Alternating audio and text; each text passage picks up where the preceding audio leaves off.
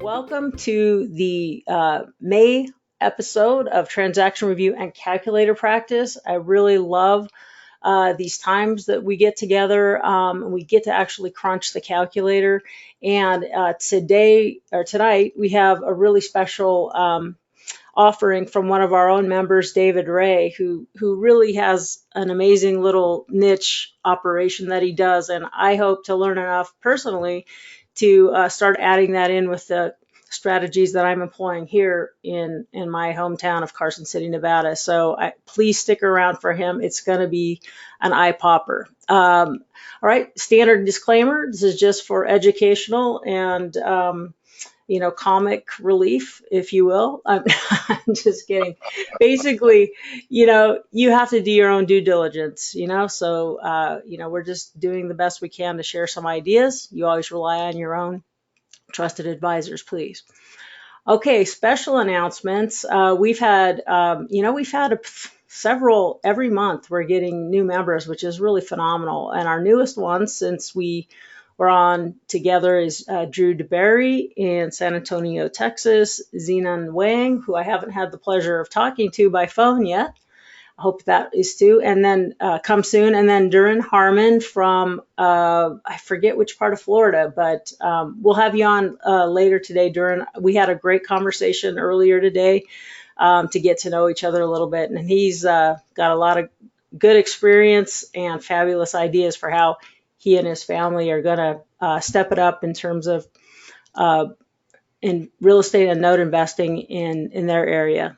And he wants to pass it on to his kids, which I love to do as well. So welcome to you. Thank you so much. You're the lifeblood. We keep it going here in the community. I just wanted to let you know I'm speaking this month, May 15th or 17th at Invest Club for Women in is that Tustin, Irvine area. So if you're in the Southern California area and you can join me there, I would love to see you. I don't do a ton of trotting around and speaking, so they just happened to catch me when I was already in LA to celebrate my youngest daughter's birthday. So that was a good timing. So I'd love to see you if you're around. All right, so very quickly, what I wanted to do is I want to bring up a real live example of something that I've been working on just this week. So because it gives us a chance just to use this financial calculator. If you don't have one already, please go to In a Day Development and get this HP 10B2 financial calculator. That's my favorite, and I have it on my iPhone, and here it is on the desktop. It's my very, very special friend. So here's just a quick deal that is actually really fresh. So I had an attorney call me, and he had some clients that really needed to sell a fairly high-end property in Southern California. And just to maintain anonymity, I won't be making too many specific references, but they needed to be out and sold yesterday, and they finally got an offer that they accepted. The offer ended up, just for ease of numbers, $4 million sale price. And they wanted owner financing, but they were willing to put $2 million down. So that is a 50% down payment. And is that a good payment or is that a bad payment? Is that a good percentage? Hey, please unmute yourself. Yeah. I don't like to be lonely. It's awesome. Isn't that great? Okay, would you consider that a fairly decent down payment? It's right? Incredible. Okay, so then obviously that leaves $2 million for a loan amount, right? So that's going to go here in PV, or present value loan amount. That's what that is. And then they went back and forth on terms, and I was consulting with them a little bit because they were kind of going, if my clients need to sell their note, how can they get the highest possible price, considering we've already locked in the most interest rate they will pay is 5.5%, and the most they'll put down is the $2 million. So we already know those things got locked in. but they hadn't got anything else, and they were sort of assuming that I'm going to recall here this, make it a negative here, and I'm going to put that into my future value. They were sort of thinking in their heads, it hadn't been written down yet. None of the agents had specified, what the terms would be. So it was kind of left open for me. I had that to work with, but they thought it would just be interest only and just the 2-year balloon. So pretty short term. And because it's someone selling the primary residence, they're not considered loan originators. We're not really worried about Dodd-Frank here at all. So if I put that number, they assumed that the monthly payment would be this interest-only payment of $9,100, which, so as it so happens, covers their underlying bank loan with a payment of just under $8,000. So they were going to make about $1,100, $1,200 a month spread on this. But if they needed to sell, what's the rule, right? More money sooner is better. So I said it wasn't really specified, so why should it be interest only? And it doesn't, in this situation with a short term, it doesn't make as big of a difference as it would if there were a longer term. But in this case, I just said, well, let's do an aggressive amortization. They got their interest rate. They don't care. So now what we have is, oops, I forgot to put this back to 0. So we're going to do, that is a full 15-year AM, but we know there's a 2-year call, maturity date, balloon, put that back in over there, right? So this is what the note looks like as it's being inked literally this week. And so basically that helps a little bit. Now look at this, they're going to get their $16,000 a month, and the underlying on their bank loan that, we're doing a wrap of the underlying bank loan. Now they get a positive cash flow of $8,300 a month, which is a lot better than $1,200 a month. So they're ecstatic about that.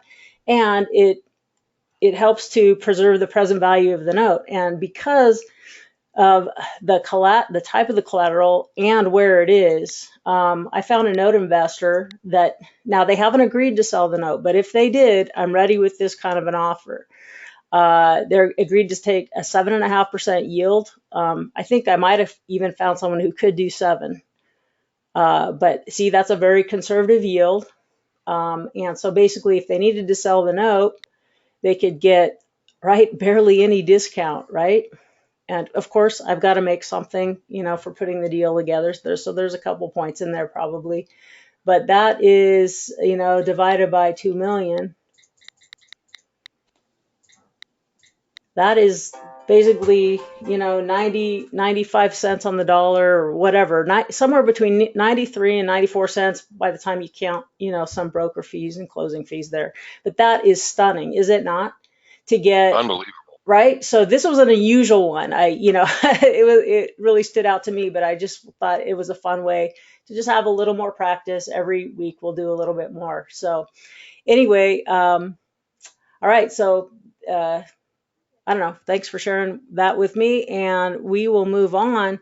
And we've got special David Ray, who's one of our citizens of the realm over here in the Queendom. He's just been with us for quite a while. He's a very generous guy. He shares what he knows. He knows a lot. He's, actively, slamming out there in the market. And he's been generous enough to spend his time and share his expertise with us so that we can have, expand the strategies that we're aware of to put deals together to solve financial problems. So, this, David, I'm going to let you introduce yourself a little bit. I really just appreciate you so much for what you've represented to us so far, and this just take it to a whole nother level. And don't forget at the end, to kind of pitch you're having a new little group that you started. So please promote yourself. But I'm excited for you to just kind of tell us a little bit about you and take it from here. Well, thank you, Dawn. It really is a delight and honor and a privilege to be able to speak with everybody. And I just love this kind of stuff. I eat, live, breathe, and sleep this, and looking for creative ways to solve problems, as Dawn has so often said in many of her presentations that she gives, podcasts, etc. So it is really finding problems and solving them is what's going to make you a ton of money. Mm-hmm. And if you can do that for people, the rewards are tremendous, not only to yourself as an individual, but it's going to be a tremendous reward to the folks that you're helping out because you're solving a problem for them. And a long time ago, I learned the best thing to do is to look for problems and figure out the ways to solve them. So don't be afraid of the problem, just look for the solutions for them, and you'll end up being the hero in the situation. And everybody wins in this, especially what I'm getting ready to present to you and what we're doing with this. It is one of the most revolutionary things that I have seen. I know that there's a few other people that are out there doing it, but nobody's talking about it. Most of them, I think, a hush hush. It's very much of a hush hush thing. Don't want it to get out. They don't want it to get out, and I understand that. I really do, but we don't have a scarcity mentality. We have an abundance mentality. So if this is a blessing and a help to you, we definitely want to give this information out. And I definitely don't want to be the guru that's out there charging tens of thousands of dollars to get this information when we can just share it with each other. And I know that that always comes back around. So I'm really not worried about it. Again, not having a scarcity mentality, but really just trying to help each other out. And let's go out and really be the benefit that we need to be to other people and provide tremendous value to them. And that's what we do. We're here to solve problems. Yeah, we're problem totally. solvers. That's really the hat that we wear. Wonderful. So, just talk about a case study, and then whatever else you already had prepared, and plus, just how do you actually protect your interest? How is everyone Sure. protected in that paperwork flow of paperwork there? That would be awesome. Let me set up the scenario for you, the problem or the challenge, if you will, and show you how we kind of walk through the numbers and really reverse engineer this. So we kind of have a saying that we always we're going to finish start what we've already finished. So what is it that we've already finished? What is the goal that we want to accomplish for our seller? They're in a challenging situation. What can we do to reverse engineer this to make it a win for everybody? In the traditional wholesale model, you really only have one or two options that most people are offering. They are offering anywhere from 70 to 65 cents on the dollar, less the cost of repairs, and that's going to give you what your offer is going to be. So if a property, in this particular case, let me just roll through these particular numbers. If it's $1 million property, multiply it times the 70% ARV, that's going to leave you now at $700,000. Less the cost of repairs, it's $100,000. Your wholesale offer would be $600,000. Now you have to remember that you also have additional closing costs, broker fees, anything like that, buyer's concessions that may be a part of this. That ranges anywhere from 8 to 12%. We just use a very simple number, simple math of 10%. That gives the proceeds to this particular seller $540,000. Now, the situation is this is a seller that has lived in their property maybe for 20, 30 years. I call it the Brady Bunch house. They've lived in the property. It's a well lived in house. It's in a tremendous neighborhood. There's really no roof issues. There's no foundation issues. The house is just well lived in, but it's extremely dated. What do? The sellers need to maximize their equity. So you've come to them and you've given them an initial offer of $540,000. They said, there's no way that we can accept this. We're ready to retire. We're planning on taking these funds and living the rest of our life off the income of this. So we need to really maximize our equity. Most wholesalers at this point simply walk away. Yes. Because they just look at the numbers and that's it. They just walk away. Well, we're sorry, this is the best offer that we can give you. Take it or leave it. They might come in, maybe try to do a lease option, but again, it's really not solving the problem of putting cash into the seller's pocket because they're wanting to walk away. So how do we solve the problem with putting more money into the seller's pocket and yet still make money on our end? Because we all know that most people are not putting up, in this particular case, $540,000 worth of cash out of an investment fund. They may be using something like hard money, or if they have investors, they're having to pay them return on that investment. So that's the reason why the 70%, 65% factor is constantly used. Right, for the buyer, the wholesaler, or for the wholesaler, for the buyer. Wholesale buyer, right. Mm-hmm. That's correct. And one of the things, let me just give a little side note here that frustrates me to no end, and Dawn, you alluded to it a little bit with our group. I'm trying to really to educate them to, when you look at a deal, you can tell very quickly whether there's a good deal or not by wholesalers. And unfortunately, I just think it's a lack of education that they don't know how to properly put numbers together, and they put things that sound great on paper until you really start doing the numbers. And lo and behold, there's really no profit in the deal. So this is really something that's really fascinated me when we got into it. I live in the Bay Area. Mm-hmm. And our median house price in this area in San Jose is now over $1 million, Wow. which compared to the rest of the country is absolutely, it's amazing.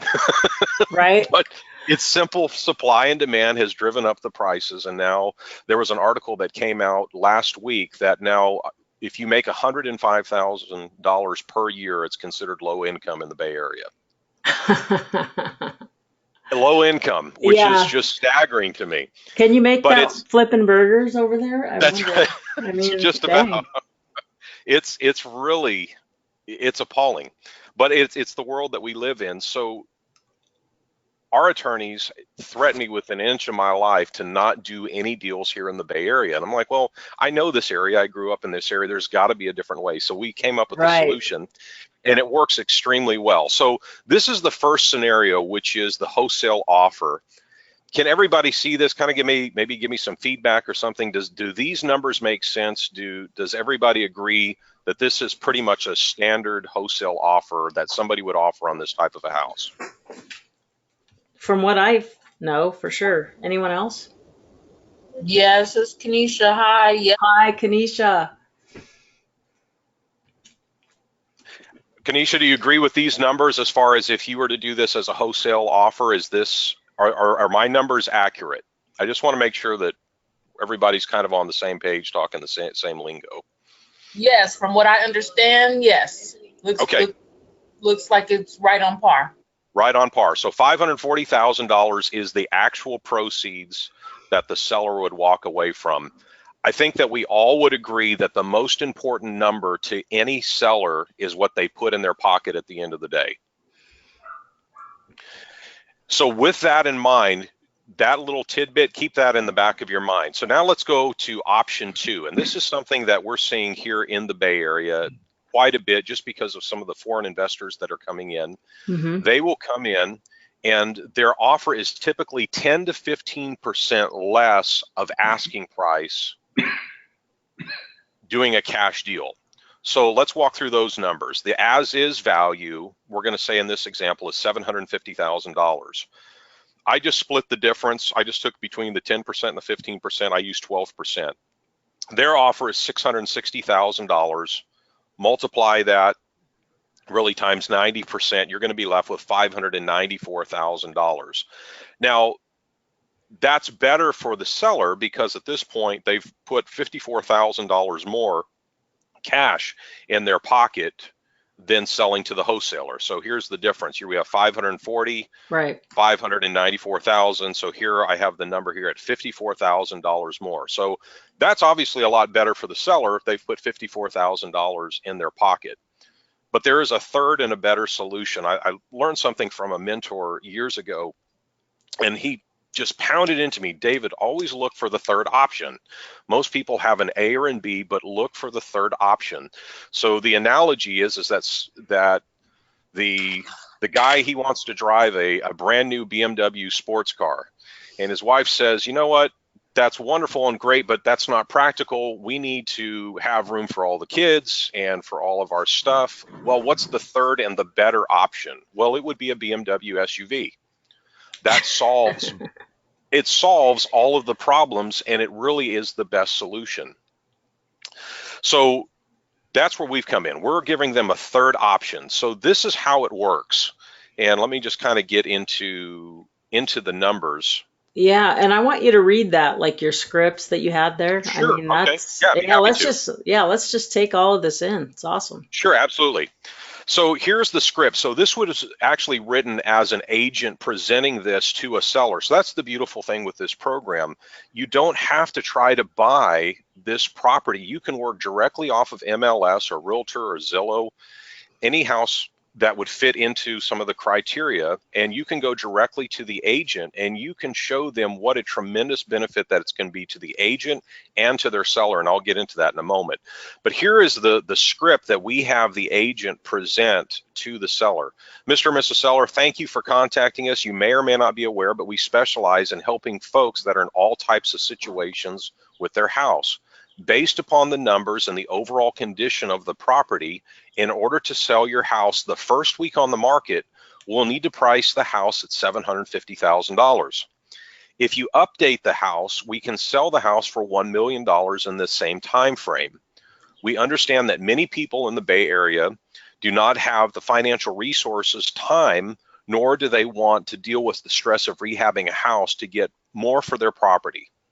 Sadly, most sellers end up selling to a cash or a wholesale buyer, but we have another alternative that can place an additional $50,000 to $75,000 and even $100,000 more into your pocket than selling as is.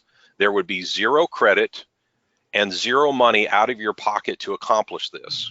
Does that sound like something that would interest you? Great. We would love to bring in our team of experts that specialize in this type of situation and get in more information into your hands. When would you like to get started? Right now, son. That's right. That's right. That's right. So what we do is we work with the agents and we come in as their team of experts. And we'll go in and take a look at the property just like a rehabber would. We go through the entire property to really assess what the property needs. Right. And now you don't have to do this yourself. You can have a general contractor that you trust, somebody that you're working with, especially if you're doing anything in the fix and flip world. Mm-hmm. Work with them, go out there with them, do the walkthrough on the property, and you're going to then be able to find out really what's going on with the property, what it needs. So here's the genius of this. Is most situations, you're going to have to go out and get either the hard money loan or pull out the full, in this case, let's see, even if we were a cash investor, $594,000 plus another $100,000 to do the rehab work.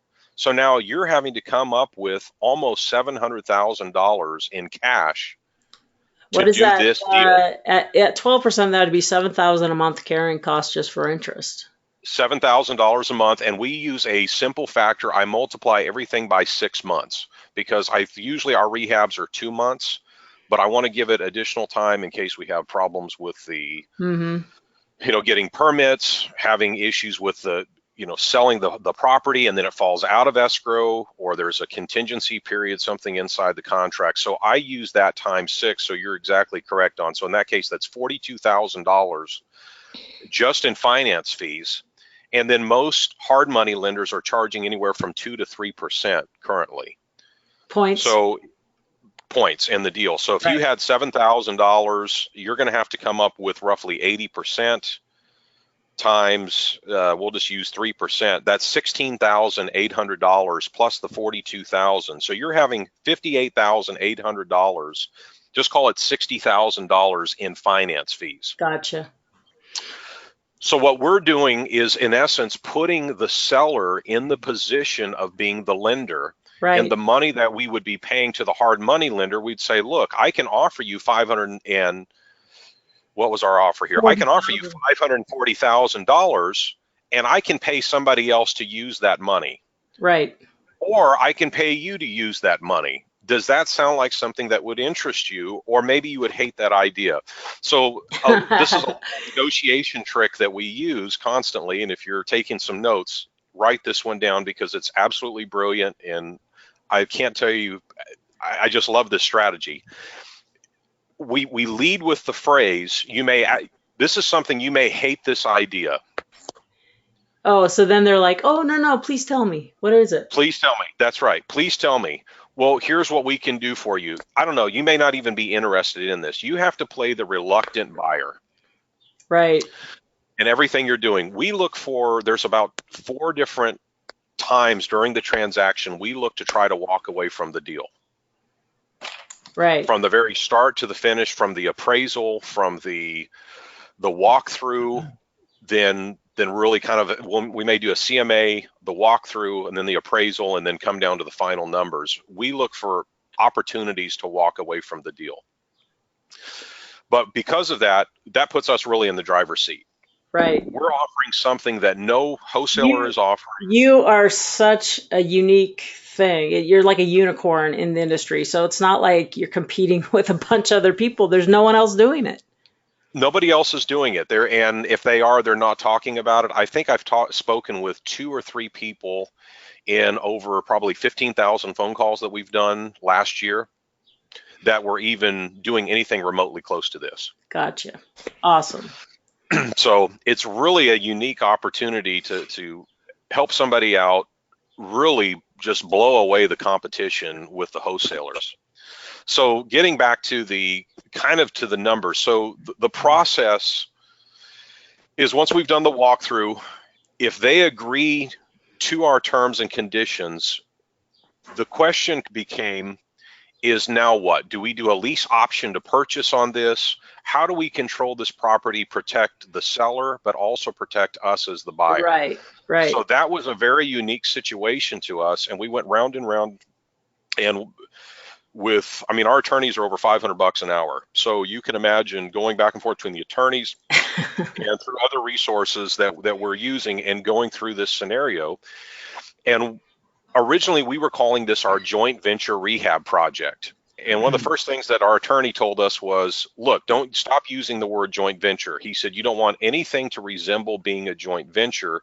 You need to be able to control this property and not technically be into a joint venture. He said, because at the end of the day, if this, God forbid, if this went to a lawsuit, you're going to be the one that they're going to look at because you're an investor. And you came in and take advantage of the poor consumer homeowner, right? Exactly, exactly. So he said, you need to be able to figure out a way to be able to control the property. And I said, well, that's great. What do you suggest? Well, he didn't have any suggestions. Our attorney didn't. So I kind of scratched my head. Wait, David, are they just paid to say no? They don't even have to think. They're paid to say no. That's right. To think and tell you what you should do, but they get $500 an hour to say no. That's right. Good deal. That's right. So it said, no, here's your bill for $500. Have a good day. So I scratched my head, because this is one of those things I was just worrying over. I'm like, there's got to be a way that we can do this. And how can we do this where we're all protected? There's got to be a way. I just don't like being told no off the cuff without knowing that I've really explored all of the options that we have. Mm-hmm. So what my next thought was, well, let's call the title company and see what they have to say, because ultimately they're the ones that would be insuring the title in this particular case. So what do they have to say about it? Mm-hmm. So I got on the phone with our title company, who we contact with, and it's a big title company. I won't give their name, but it's a very large title company that's all over the U.S. Gotcha. We called them, and initially he said, well, I don't know, that's really interesting. I think you ought to do a lease option. I'm like, nope, can't do that. Attorney said no. I said, all right. So, well, next thing you know, he escalated this all the way up to his boss and then to his boss's boss.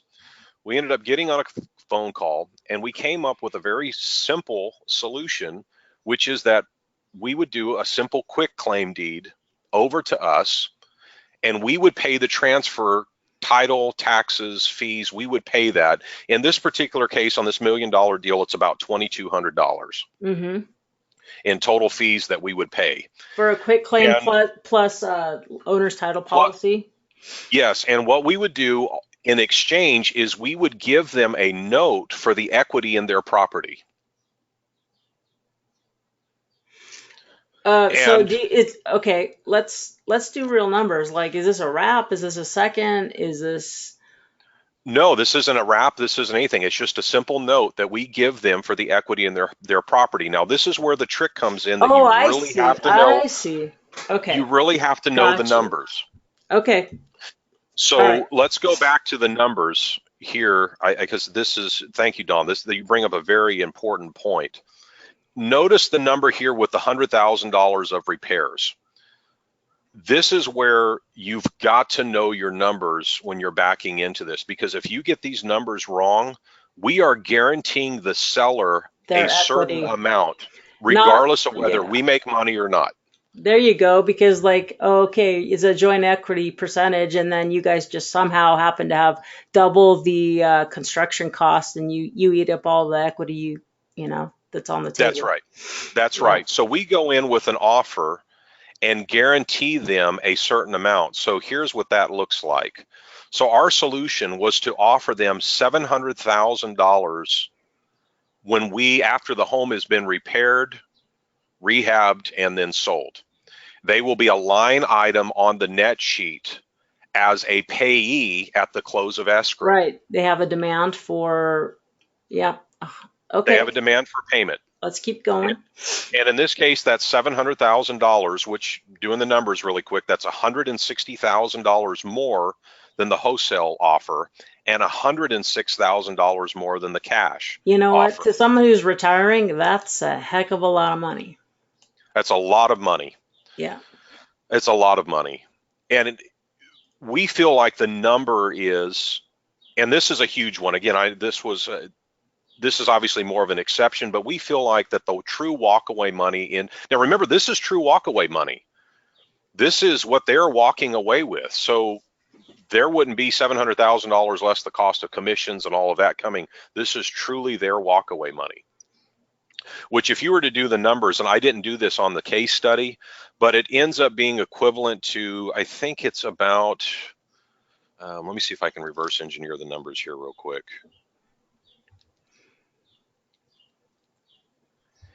It's about a $790,000 offer. Instead of their 750 less 12%. Yes. Yeah. So right now, their as-is value, their as-is value we determined was $750,000. Right. I came in and just offered $40,000 more than the cash offer was off the top, right before but the it's walkable. discount. Yep. That's before the discount. Okay, so let's see how does that work for you? Run us through that part. So let's run through the numbers. Yeah. Oh, here's the other beautiful thing. Plus the agent, right? The agent. So the agent, we pretty much double their commission. So let's walk through that real quick, and let me go back up to my numbers here. We use a very simple 10% factor, and here in the Bay Area, the average agent is receiving 5%. Mm-hmm. We pay the agent that brings us the deal 6%, not on the $750,000, but now on the new $1 million ARV. Right, there you go. They're normally getting 750. They're normally, if they sold that at the 750,000, they're only getting 5% commission in that deal, which is, in that particular case, $37,000. Yeah, 750. We're coming in at 6% on $1 million. Yep. And that's $60,000. Now, if they were to do that on the wholesale deal, that's where I got the $33,000. If you took 5% times the wholesale offer, that gives you $33,000 roughly. So basically, as a cash commission. Once you get this through the agent's head, who wouldn't be bringing you these deals? Who wouldn't be? That's exactly right. That's exactly just correct. Throwing them at you. So now you've created You do all the work and they make double the money. That's correct. Yeah, seductive. So here's the believe it or not, here's the one type of concern that you will get from agents that you'll have to overcome. Some of them don't want to wait 3 to 4 months while you rehab the property to get paid. Oh, gotcha. The average agent only sells 3 listings per year nationwide. So if they're looking at getting a $30,000 commission today or $35,000, there is a solution, and our solution is we pay them the $35,000 if you want to get paid now, or if you want to double your commission, wait 4 months. Well, yeah, that's like doubling the amount of deals they do in a year. That's correct. So in one deal, one deal equals 2. Right. Here's the other thing. Okay, do you have the numbers? I'm going to pull up my Is that the bottom of your slide there? Do you have more numbers in the bottom? Because if No, not, that's it. okay. So that we have. So that's fantastic, David. So, but I just want to make sure I follow. So basically, um, you're taking. Okay, Let's, you're going. I You're think gonna get 540,000 for sure. And how did you come up with the one? No, okay, so let me So yeah, reverse engineer it right, for you. right, right, Ready with your, so right, put in your $1 million ARV, right. multiply, I use a simple 10% for closing costs. So we're at 90. So the closing cost is gone. So now we're at 900,000, You're at 900,000 less the cost of your repairs, which is which $100,000. 100,000. So now we're at 800,000. Now take that and we owe them 700,000. And how did you figure that again? You were just saying, hey, you know what you need to make. You need to make 100,000. You need to double your money. If we got 100 in, We we want 100 out. Is that how you do it? And then tell them, pretty much. I just use, it's really simple. I make it even simpler than that. Just take the $1 million ARV, mhm, multiply that times 80%. So that's 10% for closing costs, 10% for us. there you go. Okay. And then Less the cost of repairs. minus the 100,000. So that's what that's what you're going to give them, the That's 700,000. 700,000. But so they quit claim the property to you, and in return, in that same closing, you give them a note for 700,000 less as is value. No, we're just giving them the 700,000.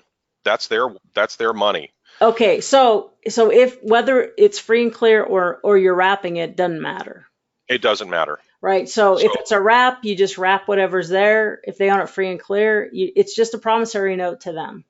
that's correct. All right. So, and then what's the worst thing that can happen to them? They have to foreclose on you. That's correct. So that's where the little bit of the rub can come in, is that they would have to foreclose, but you're also offering them, the carrot is, in this particular case, $160,000. $106,000 Yeah. more. Right. And so is that worth it to take that? And worst case scenario, you end up with a house that's rehabbed.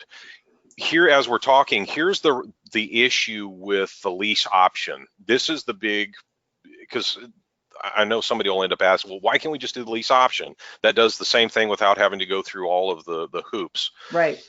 I'm gonna give you a live situation that happened. There was a general contractor that agreed to go in and do the rehab work for the seller.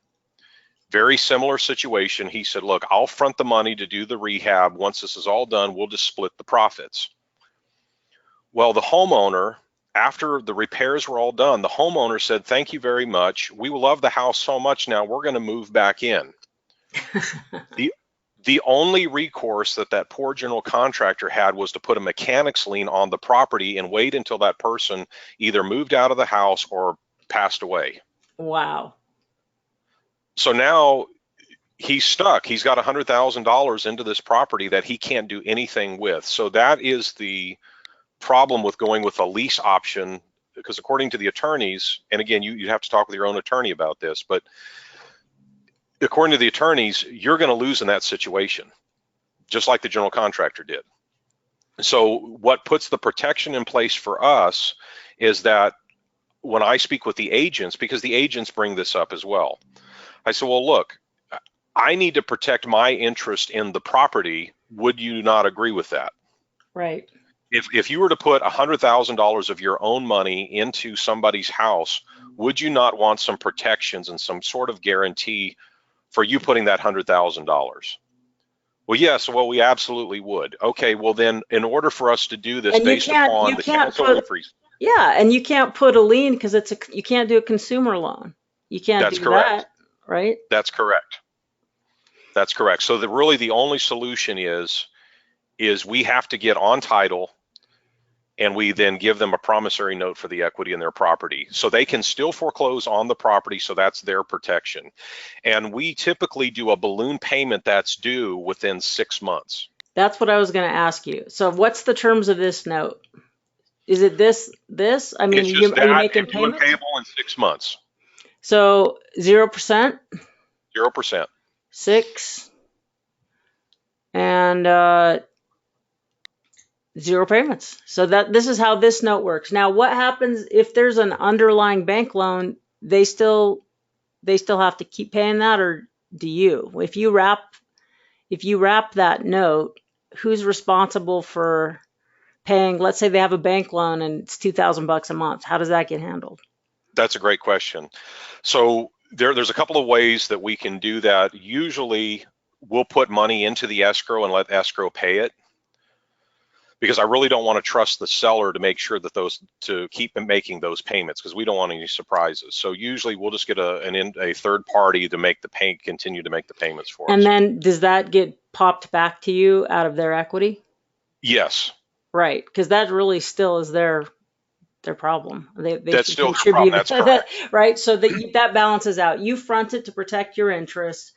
What happens if? How about this situation where, have you had this where they're behind? Please unmute yourself. Anyone who's on and wants to talk, let's ask questions. Let's pound this thing out, because I think this is awesome. Okay, so what about if they're behind in taxes or something like that? What would you do if there's like some outstanding things? Would you care about it? Taxes, it can take 5 years to go to tax sale. It's not that big of a deal, right? So, but remember the title company still has to insure the property. Mm-hmm. They're insuring Oh, because right, we're right. now taking title, so we would have to bring that up current. And Hey, that Don? also is going to come out. Hey, Ken. Awesome to How are hear you, from you. Don? Fantastic. Wonderful to have you on, Ken. I have a few questions. Great. Sure. I'm just going to pretend I'm the seller, Right. so I want to protect myself. Right. How many transactions have you done in the last year? We've done multiple transactions. What's multiple? Ultimately, the protection to you, Mr. Seller, is not how many transactions that I've done. It's what we're allowed to do within the bounds of the law, and you are protected because the title company is taking over this transaction. We're not doing anything. We're using standard in California in this particular case. We're using standard car contracts. I know, but how many transactions have you done in the Bay Area over the last year? We've done, well, this past year we backed off because the market shifted here, so we did not do any last year. We were seeing drops of 50,000 to 300,000. I don't think the market shifted that much. Now, it depends on where you're at, but if you talk about the Bay Area has still been a pretty hot market. So that's the one question. My second question would be, if you haven't done any transactions in the last year because the market kind of, took a turn as far as your risk level, then you need a team of contractors to go in and do these renovations. And if you don't have a team, you can't just all of a sudden get one property and go, okay, by the way, Mr. Contractor, I need you over here tomorrow, when most people are doing remodels, additions, you name it. They're not going to come to your beck and call if you don't have a team, and if you're not doing any right now. How do you form this team where you get 3 transactions next month in the Bay Area? How do you have a team of contractors that haven't even worked in a year? How do you find that team so fast? Well, that's a tremendous question. We have a separate contracting company. So we're doing remodels already all over the Bay Area currently. So for me, it's a simple deal. I just take the crew and just put them to work on that property because they're already working with us and working for us. Well, I don't think anything is a simple deal, but to me as the seller, I would be also very skeptical of giving up my property and giving it to you based on you not even doing any work over the last year, let's just say. I'd be very skeptical. Well, we are doing work, though. We are doing work. There's other. But you haven't done a transaction that you're going through tonight over the last year, correct? That's fine. And if that was the case and you felt that way, I would say, you know what? I think that probably the best solution for you would be to take the cash offer. Yeah, that's right. And I would just walk away, because I'm not here to try to convince anybody of anything. I present the offer very simply. No, I'm just saying to you, I understand. I would have a problem giving you the title to the property where I don't really even know what you've done or who you are or anything else. I think that's the biggest problem you're going to run into, is including an agent who hasn't seen your work in the last year or whatever.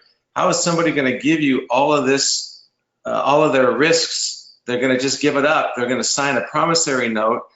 You know, how do we know what you've done financially or not? And as far as a guarantee, you can't guarantee that you're going to pay these people back if something happens. If the market changes and your $100,000 remodel goes to 150 and then the market changes, how are you going to pay that person back?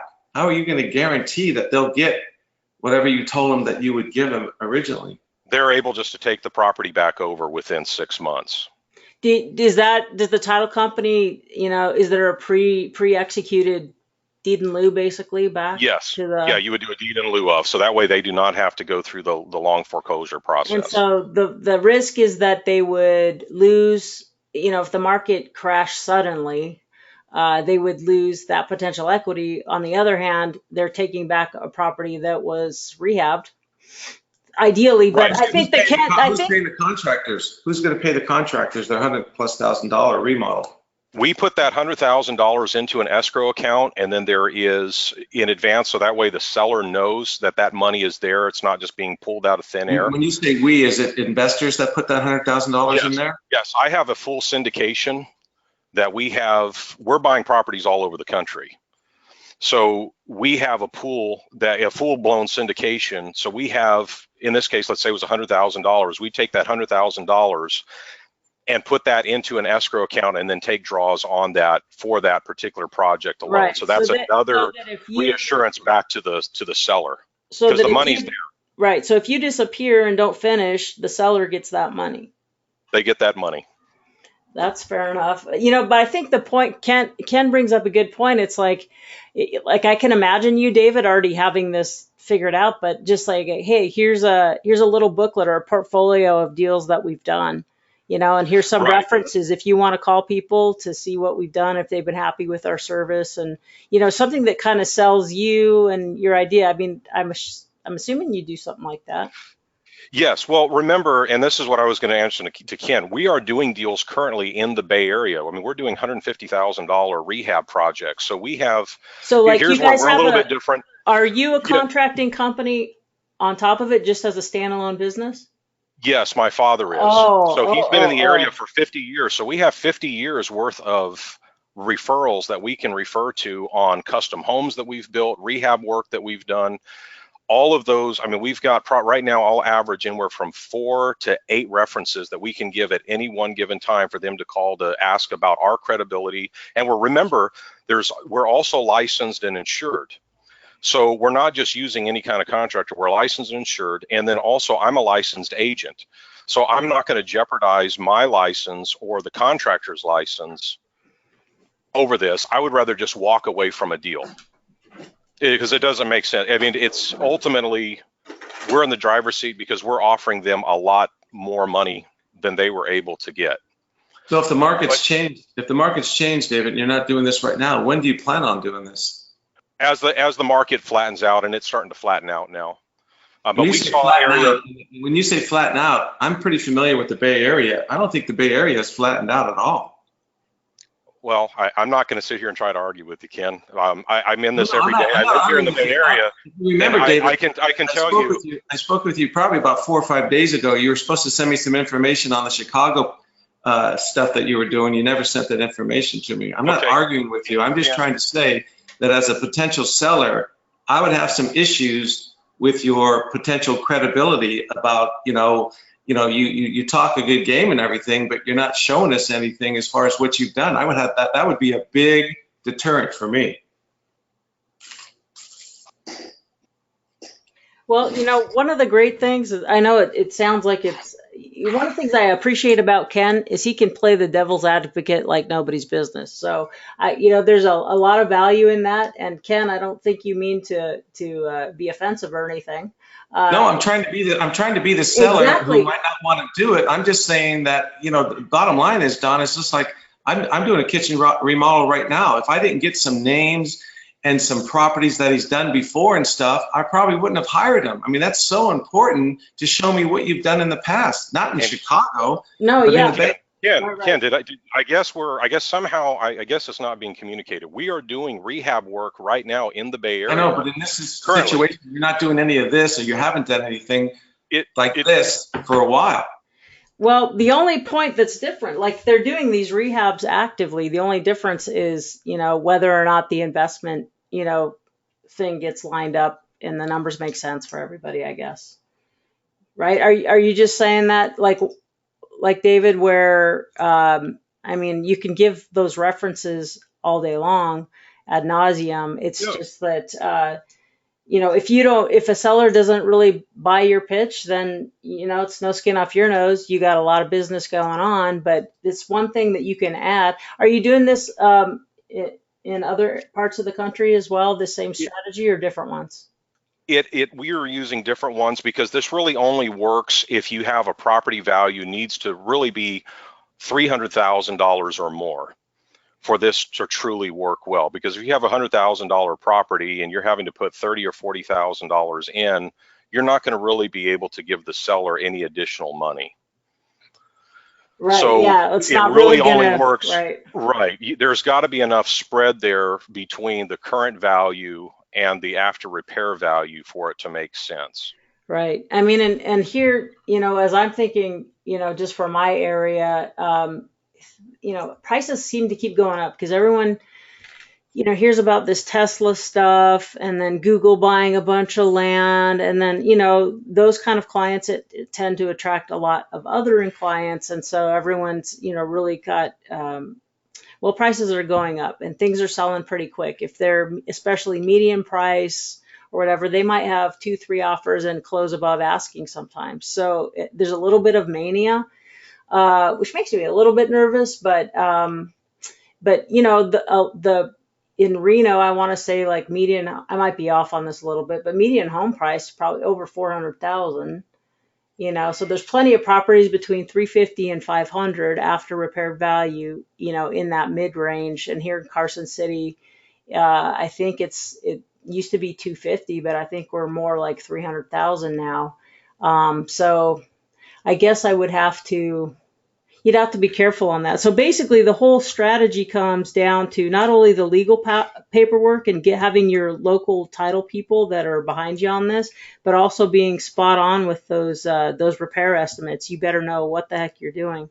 You have to know, and that's where having a really good, reliable contractor. In our case, we know what the numbers are.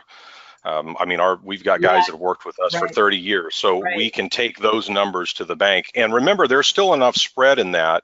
With in this situation, $100,000 spread, that even if we were off by 20, we're still making 80 on the deal. So there's still some playroom. But if you were only making $15,000, $20,000, $30,000 on the deal, that's too skinny, because what happens if the economy goes down a little bit and you have to sell the house at a deeper discount? You're not able to get the million. Now you got to sell it at $949,000 to move it right away. There's still, in this case, there's still $50,000 cushion that's in there. So when we're talking with the agents, I'm letting them know, look, I'm paying you 6% and you have no skin in the game. Right. The worst case scenario is maybe you take 5%, but you don't have any skin in the game. You don't have any investors that have skin in the game. We're coming in, we've got to make at least 10% on this deal to make it worth our while, to not only for us to get paid, but also to pay our investors and their percentage that they're getting out of this deal. What are you, if it's a syndication, does it go back into the fund, or how does it goes back into the fund? So let's just hypothetically, you were doing it more before, you may hit it again with the market conditions you're saying, and what you guys are saying will be favorable to hit this a little more.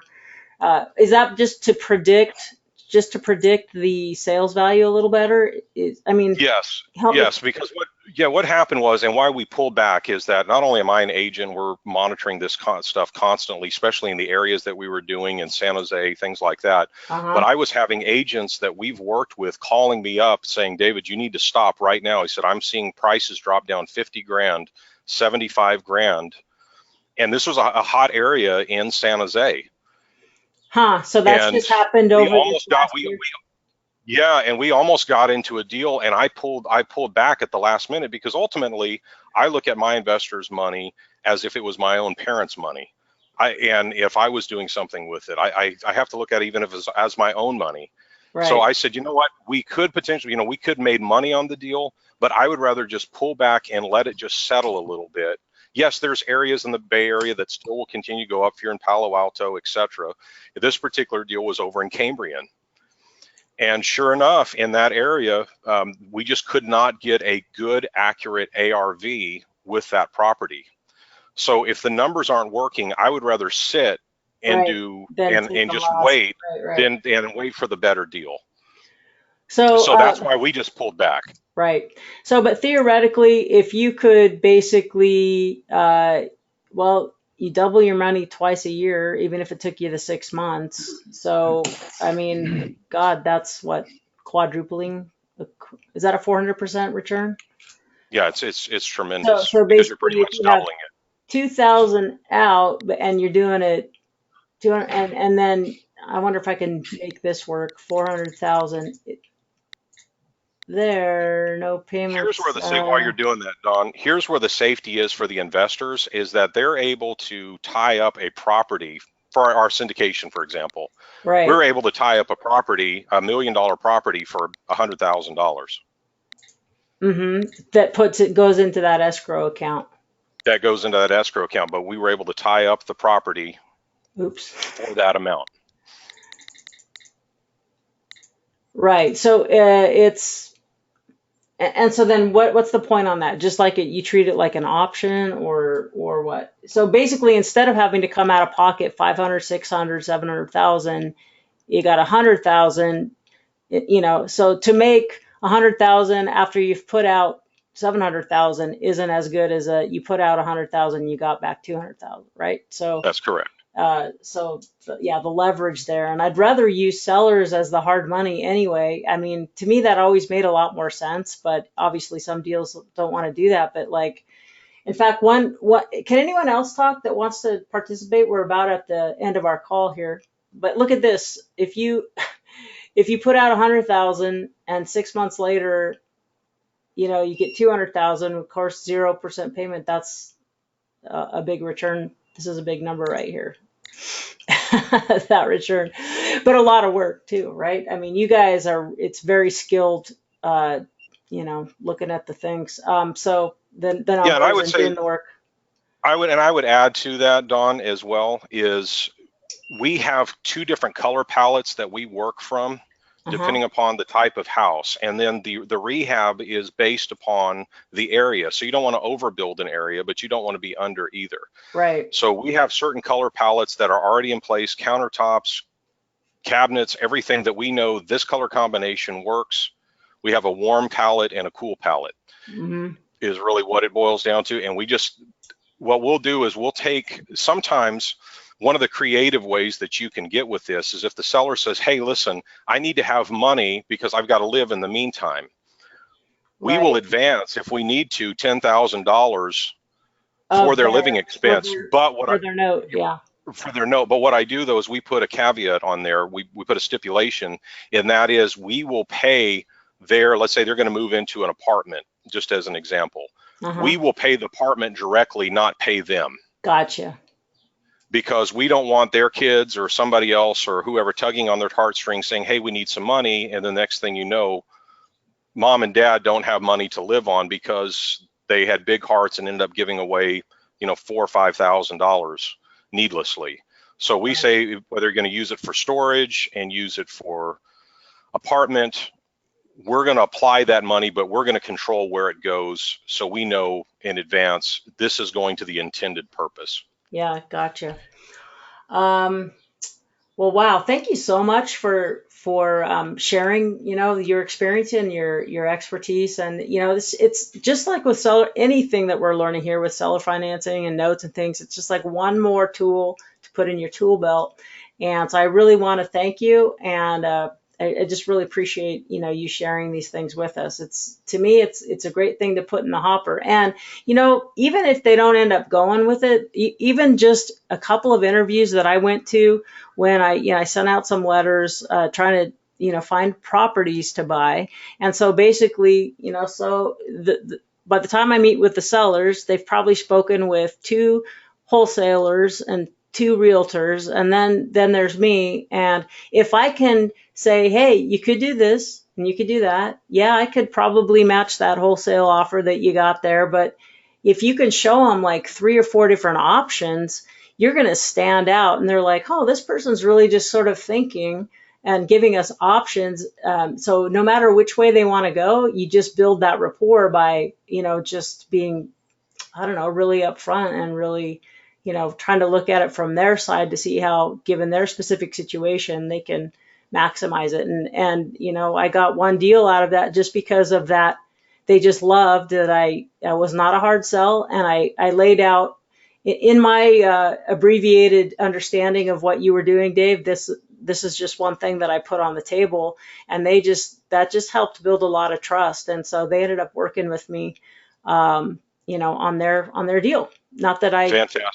So to me, it's a positioning yourself. It's a way to position Absolutely. yourself, right? Yeah, So, and we do. I agree with you. We're doing four options on every deal now. That's something that we're doing this if it fits, and then we'll give them 3 other options. wow. See, for that very reason. Yeah, I love it. So, hey, before we get off the phone, Kanisha, we were at Paper Source together. Nobody else on the call was at Paper Source, were they, this last weekend in Vegas? Kanisha, will you get back on the line? Kyoka? I'm here. Hey, Kanisha, hi. Hi. Hey, I just wanted you to share with the group your experience, because you've been part of this the Queendom here for a while, and you just really get what we're about here. Almost everyone that comes on, they either resonate with the message or they wouldn't be here in the first place. So you're just a gem. And you were like, hey, I quit my job. I'm doing this thing. I'm a NMLS licensee. I want to know how to just tell us a little bit of your story and then what happened at Paper Source for you. Okay, yes. Basically in mortgage, I always say I started at a mortgage broker's office as a receptionist at 19. Which is strange it's amazing how I ended up in mortgages and notes, because I went to college to be a physician. So, here we are. But needless to say, I'm a math and science girl anyway. So, learned every piece of the mortgage industry, the front and the back. I've also been a foreclosure consultant and short sale negotiator working with investors. And, most recently, the job that I left, I was a full-time mortgage funder for residential and commercial. I've done underwriting, just every piece of it. Excuse me. And so you got the it world down pat. Yeah, exactly. And so one day, I'd been, let me see, I was connected to the Note Queen probably, I think back when I was negotiating short sale, because I was at home with my 2 younger boys. They were babies at the time, the youngest 2 out of 5, and I just was led to it, and I got it, and I understood. But all these years, over all the education, including Bill Mincarroll, subscribing to his newsletter, right, never really jumped in. And one day in 2016, as I'm getting more and more frustrated with going to work for somebody else, who, I'm sorry to say, sometimes I kind of knew more than, right. And just, I found myself running the department for pennies, hourly, Right. trading time for dollars, Right. It just got more and more challenging working there, and I was sitting literally creating millions upon millions upon millions of notes every single day to be sold on the secondary market. And I looked at a note one day, and it occurred to me like, wait a minute, what am I doing here? Why am I'm sitting here creating this paper for this institution to sell to Fannie Mae, when I already know that I could be the one creating this paper for myself. Right. And I already know. So, just paralysis of analysis and all that for years. I just took the leap and committed the funny thing is, after taking the leap, it's like, okay, great, you don't have an hourly wage anymore, and you said you were going to Las Vegas in April. How awesome is that? But I just, it all worked out. I was gonna go. Quit your job, I spending money. Yeah. That's a nerve. quit my job and go to Vegas to a note conference, Yeah. right? So, yeah, I mean, it just had to be done. It was no second thought. Once I made the declaration to the universe, I got back on, found my emails, because I would communicate every now and again with Bill and Allison. And I, said, hey, Allison, I'm coming this year. And she's like, oh, she remembered me from the last time I came in 2014. That's great. So, which was awesome, right? I'm like, oh, I must be kind of memorable. That's cool. Right. So, and once I got there, it just felt like home. And of course, I had to make sure you were going and that I saw you. That was awesome. That was so fun. It was so great to that was connect so with fun you in person. Absolutely, always is. And I do plan to come to your neck of the woods. I actually got married in Reno, so I know the area very well. And it's only, I'm from the Bay Area originally, born and raised in Pittsburgh, California, so I know the Bay Area very well. All my family's still there. So when I do come up, Reno is like 3 hours away from all my folks in the Bay, in Pittsburgh and Antioch and Concord. Fantastic. So yeah, I had a blast at Paper Source. I met so many amazing people that I can still learn. I'm a lifetime learner. So I'm grateful to have a contribution, but to also be able to learn. And that's what I love about this space too, because there's no accident that I connected with you, and I'm in the queendom for the long haul. Oh, that's cool. I really appreciate that. I just adore that. And I want you to share remember you were going, how can I market myself as an underwriter for like the Dodge seller financing, papers and stuff like that. And like, how can I market myself? And then like somehow we just never got it front and center on any of our last couple of events. And then I see you on Saturday and you're like, you'll never guess what happened to me yesterday. So you ran into a company. God. So what is that? Let me bring it up. Do they have a website or whatever? Yeah. Note Trader, NOTETRADER, Exchange.com. So they said they were creating. Had a vendor booth. They had a vendor booth at Paper Source. So yeah, so you ran into them, and just they were talking to somebody else, and once that other person left, they were explaining how they're creating a database of people, and they were just asking me about some of the things that I do, and I gave them a spiel, been in mortgage forever, and they said, well, are you happen to be a licensed MLO? I was like, absolutely, here's my card, because I always put my NMLS number on my anything. I make sure that I'm in compliance there. And they were like, oh my God, well, we're creating a database of resources for our customers or whoever may need one, and you will be the one for California. You'll be one of the ones in California. So that's fantastic. I don't know how far how far they've gotten with that, but I was just grateful because they're creating the very thing. Yeah, they're in. You can tell that I said. Yep. So basically it's confirmation that I'm on the right path. And, if this happened, then more stuff will happen. But, it's really great to get yourself out there. And anyone else have ideas for Kanisha, how she can market herself as an LMO? Because there's a constant thing, investors are always saying how I do more than, 3 a year. I've got to have, or whatever. I'm a professional. I've got to have a registered mortgage, an RMLO, right? Someone with their NMLS license to underwrite these files to stay Dodd-Frank compliant, to the T. So they're always going, how do I find those people? And a lot of companies and people have come and gone.